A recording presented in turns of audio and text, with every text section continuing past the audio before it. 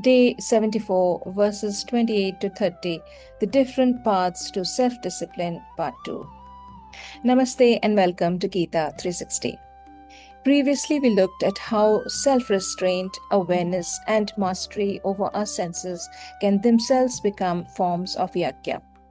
Today, verses 28 to 30 extend this idea further, revealing several different forms of sacrifice practiced by sincere seekers. Some offer their riches as sacrifice, and others offer severe austerities as sacrifice. Some practice the eightfold path of yogic practices, and others study scriptures and gain knowledge as sacrifice, while observing strict commandments. Some perform dravya yajna, offering their material wealth and resources. Some practice tapo yajna, the practice of austere self-discipline.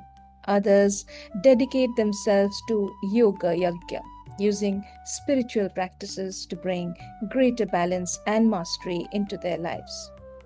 Still others engage in swadhyaya jnana yajna, the dedicated study of scriptures and the pursuit of wisdom.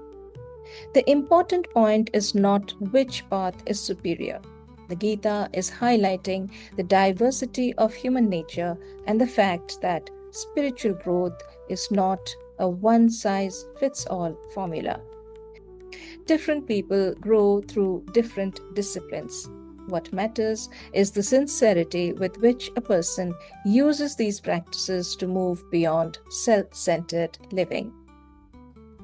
Still others who are inclined to the process of breath restraint to remain in trance practice by offering the movement of the outgoing breath into the incoming and the incoming breath into the outgoing, and thus at last remain in trance practicing pranayama.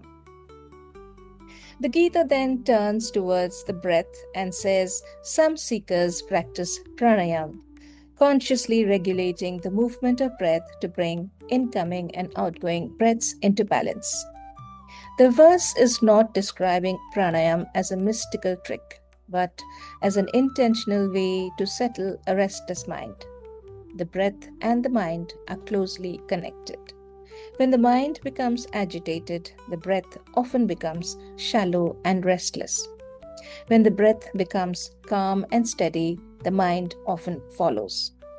By consciously pausing to regulate our breathing cycles, we pull our energy back from 100 distractions.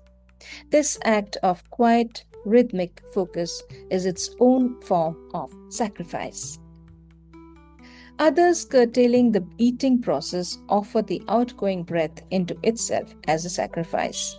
All these performers who know the meaning of sacrifice are cleansed of sinful reactions as a result of such sacrifices. Others practice moderation in their habits, offering their eating habits as a conscious sacrifice. Through discipline and balance, they gradually harmonize their energies and purify their minds. The Gita then brings all these different paths together. Whether the sacrifice takes the form of charity, self-discipline, study, yoga, breath control, or moderation, all of these seekers share something in common. They understand the spirit of yajna.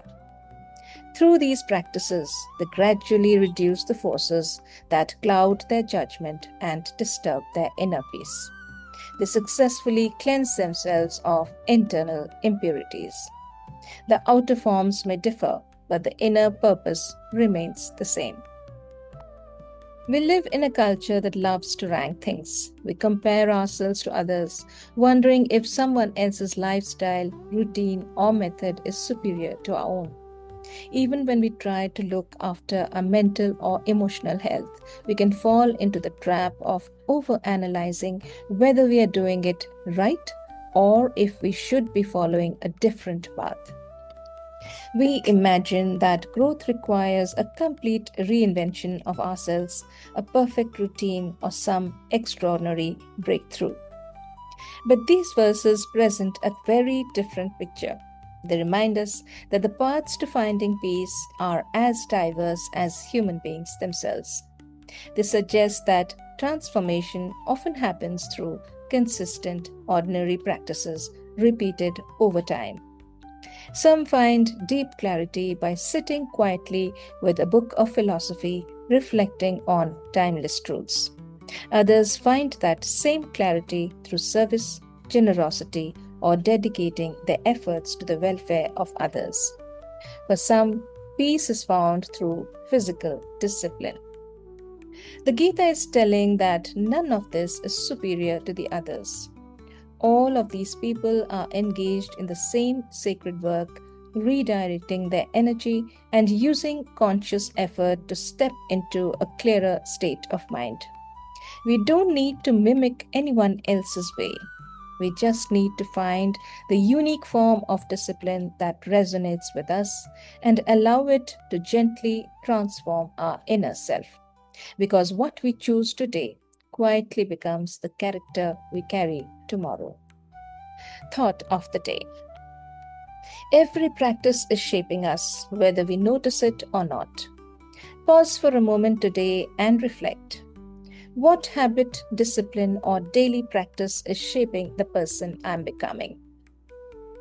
Thank you for joining me on Gita 360. May we become more aware of the small disciplines that shape our lives and choose those that bring greater clarity, balance, and inner freedom.